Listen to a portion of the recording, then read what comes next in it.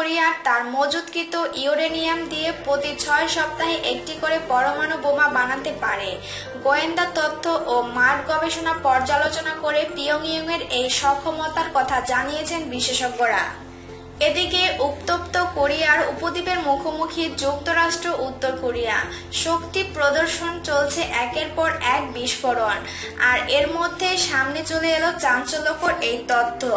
এই প্রসঙ্গে আণবিক বোমার জন্মস্থান নিউ মেক্সিকোর লস আলসম উইনপন্স ল্যাবরেটরিতে 11 বছর কাজ করা অধ্যাপক সেগফ্রাইড হেকার বলেন, উত্তর কোরিয়া অনেক কিছুই শিখে গেছে।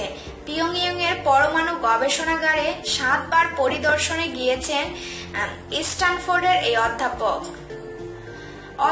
হেকার মনে করেন, উত্তর কোরিয়া এতদিন এমন অস্ত্র বানিয়ে থাকতে পারে যা যুক্তরাষ্ট্রের সিয়াটলে আঘাত হানতে সক্ষম।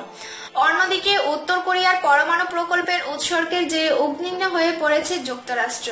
এ কারণেই প্রেসিডেন্ট ডোনাল্ড ট্রাম্পের প্রশাসন যে কোনো মূল্যে দেশটিকে থামাতে ব্যস্ত হয়ে পড়েছে বলে জানিয়েছেন ইন্ডিপেন্ডেন্ট গণমাধ্যমটির মতে। ট্রাম্প প্রশাসন মনে করছে উত্তর কোরিয়াকে থামানোর সময় শেষ হয়ে যাচ্ছে। এছাড়া দেশটির পরমাণু প্রকল্প নিয়ে গত বছরের শেষে মার্কিন প্রতিবেদন মন্তব্য করা হয়েছে। পিয়ংইয়ং ধীরে ধীরে তাদের পরমাণু গবেষণা উন্নতির দিকে নিয়ে যাচ্ছে। সম্প্রতি ষষ্ঠবারের মতো পরমাণু ক্ষেপণাস্ত্র পরীক্ষার ঘোষণা দেওয়ার এই আশঙ্কা আরো জোরালো হয়েছে।